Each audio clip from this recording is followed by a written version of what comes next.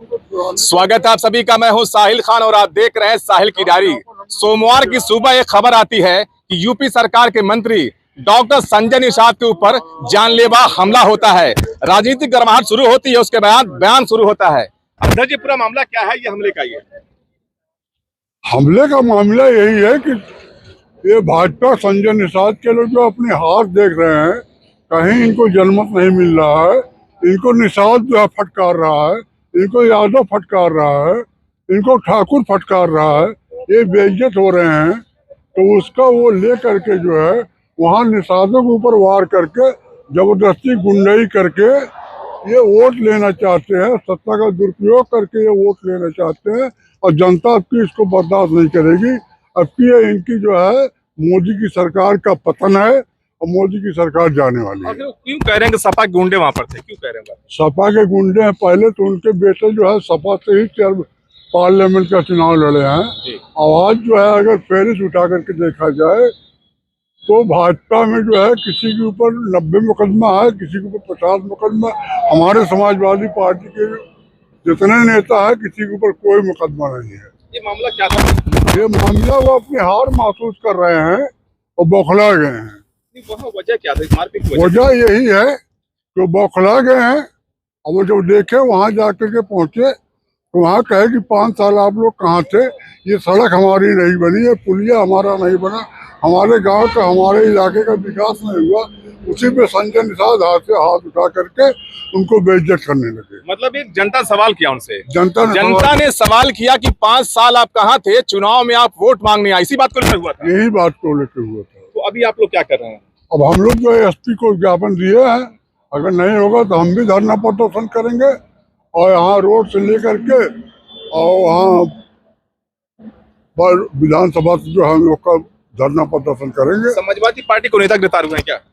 समाजवादी का नेता, हमारा कार्यकर्ता सब समाजवादी का नेता है। जितनी जनता है सब समाजवादी पार्टी के नेता है। गिरफ्तार कोई हुआ? अगर कोई गिरफ्तार हुआ है तो उसके खिलाफ समाजवादी पार्टी लड़ाई लड़ेगी। मुकदमा दर्ज हो गया है? मुकदमा दर्ज किए हैं, सुने हैं, लेकिन उसके खिलाफ हम लोग धरना प्रदर्शन करेंगे। जिला महासचिव जी हैं, ये जो कसरवल कांड का जो मामला उठा रहे हैं, क्या है वो?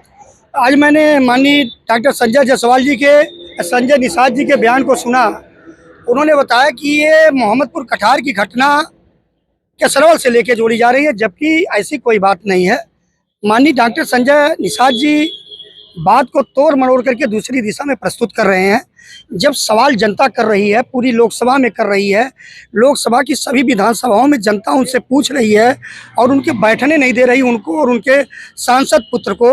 उसी क्रम में आज मोहम्मदपुर कठार की जनता ने भी उनसे सवाल किया कि 5 वर्ष आपके बेटे यहाँ के एमपी रहे, आप उत्तर प्रदेश सरकार के मंत्री हैं, ये सड़कें क्यों नहीं बनी? आज आप जब वोट का समय आया है तो आप हमसे वोट मांगने के लिए आ रहे हैं। इस घटना से बौखलाए हार से वो आज दिशा को मोड़ते हैं, जबकि उन्हें मालूम है कि आज की राजनीति में उनका स्थान समाप्त होने वाला है। कहाँ समाप्त हो गया है? समाप्त होने वाला आप देखेंगे जब 25 मई को चुनाव होगा।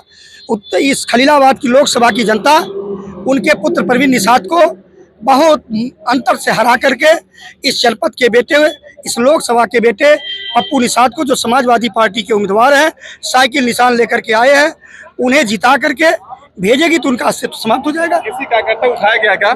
हाँ, कार्यकर्ता को नहीं उठाया गया है। मोहम्मदपुर गांव के 4-5 नौजवानों को उठाया गया है, जो खेती किसानी करके, गेहूं की कटाई करके अपने घर पे सो रहे थे। सोने में पुलिस गई है, उनको लिवा के चली आई है। उन्हें इतना तक नहीं मालूम था कि शादी कार्यक्रम में किसी तरह का विवाद और लोचा हुआ है, क्योंकि गांव में शादियां हर गांव में 1-2 हो रही हैं। जो गरीब किसान है वो अपना काम करके अपने घरों में रह रहा है।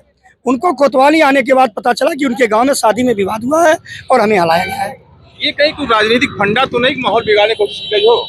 ये राजनीतिक फंडे का ही लाभ लेना चाहते हैं। जब जनता उनको खदेड़ना शुरू कर दी है तब उन्हें लगता है कि हम इस तरह की बातों का अनर्गल प्रलाप करेंगे तो जनता मेरे पक्ष में आ जाएगी। हम आपके माध्यम से उनसे पूछना चाहते हैं, वह उत्तर प्रदेश के सरकार में मंत्री हैं, आज किसी की ऐसी हैसियत है क्या कि ये किसी उत्तर प्रदेश की सरकार के प्रतिनिधि को, मंत्री को, जिसके साथ सुरक्षा व्यवस्था है, जिसके साथ सरकार है, बिल्कुल सवाल खड़ा होता है कि उनके साथ में जो सुरक्षा कर्मी से होते हैं, आखिर वो क्या कर रहे थे कि मंत्री को हाथ उठाना पड़ा?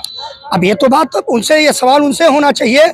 और इस जिला प्रशासन से भी मेरा सवाल है कि अगर मंत्री को हाथ उठाना पड़ा, इसका मतलब उनके साथ में लगी हुई सुरक्षा फेल है, या सुरक्षा फेल है, या मंत्री के गलत कार्यों को देख करके उनकी सुरक्षा ने नैतिक रूप से अपनी जिम्मेदारी ले लिया कि मैं जनता, इस गांव की जनता के ऊपर हाथ नहीं उठाऊंगा। उनसे सवाल किया गया कि उसमें वीडियो में दिख रहा है, वीडियो वायरल हुई कि आप उसमें हाथ उठा रहे हैं। उनका जवाब ये था कि जब मेरे ऊपर हमला हुआ तो बचाव भी हमें करना पड़ा। आप उस समय, जिस समय उनके ऊपर वो हाथ उठा करके एक किसी गांव के निवासी कार्यकर्ता को मारने की कोशिश कर रहे हैं, तो आपको दिखाई दिया होगा केवल वो अकेले मार रहे हैं उसको, दूसरा कार्यकर्ता कदम दो कदम पीछे हट करके बचने का प्रयास कर रहा है। अगर उनके ऊपर हमला हुआ होता तो उनके ऊपर भी लोग टूटते। तो देखने में तो आपने वीडियो देखा होगा कि एक तरफा केवल माननीय मंत्री जी द्वारा एक गांव के निवासी के ऊपर अपने हाथों से प्रहार हो रहा है और मुंह का भी प्रहार हो रहा है, उसे गालियां दी जा रही हैं। ये माननीय मंत्री जी का जो बयान है वो मृतक है और झूठा है।